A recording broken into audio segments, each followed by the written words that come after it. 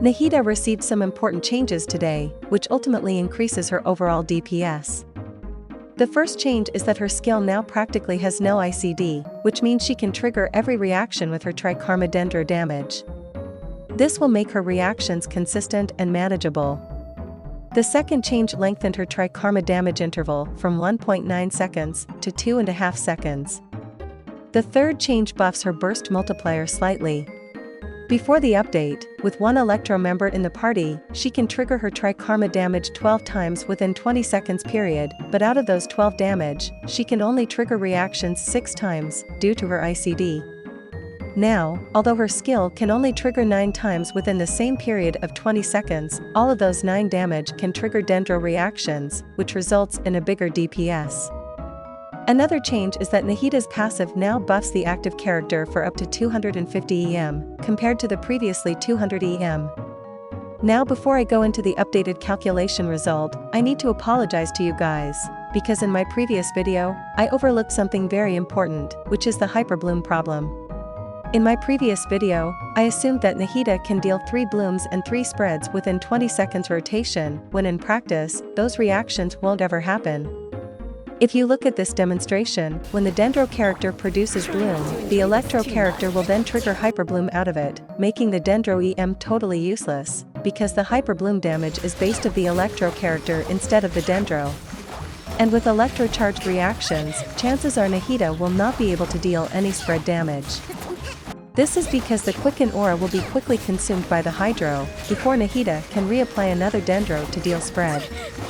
This means, her full EM stat contributes nothing to this kind of team comp, aside from the 250 EM buff to the active character. So in this video, I want to apologize, and I want you guys to be wary of this, when building Nahida with an Electro-charged team comp.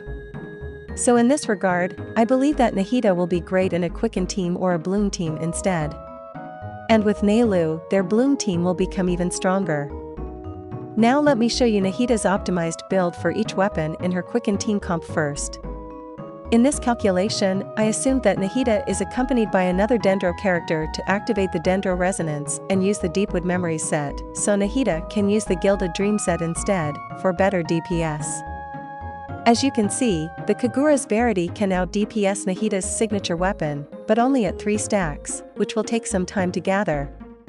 So in practice, her signature weapon should still be the best option, as intended. Surprisingly, the WIDSITH at Refinement Rank 5 is very good with Nahida Quicken team, and can easily out DPS her signature weapon at Refinement Rank 1. If you don't have the WIDSITH at all, you can always use the 3-star Weapon Magic Guide, at Refinement Rank 5.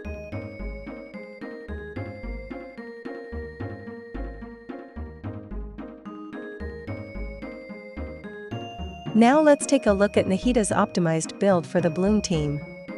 Same with the Quicken team, I assumed that Nahida is also accompanied by another Dendro character to activate the Dendro Resonance and use the Deepwood Memories set, so Nahida can use the Gilded Dream set instead, for better DPS.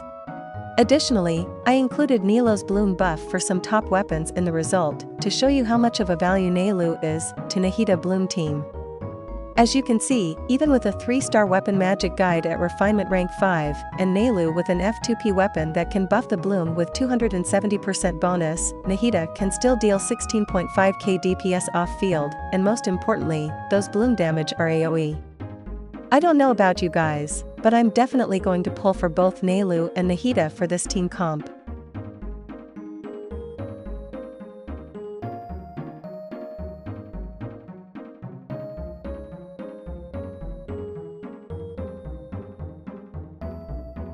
So to summarize, the best artifact set for Nahida is the Gilded Dream set, only if there is another character using the Deepwood Memories set.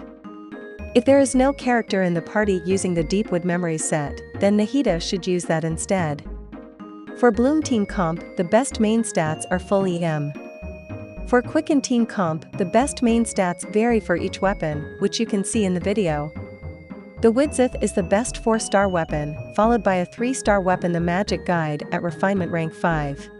Well, I think that's it for today's video, guys. Please like and subscribe if you want more DPS calculation videos for future characters. Thanks so much for watching, and I'll see you soon on the next video.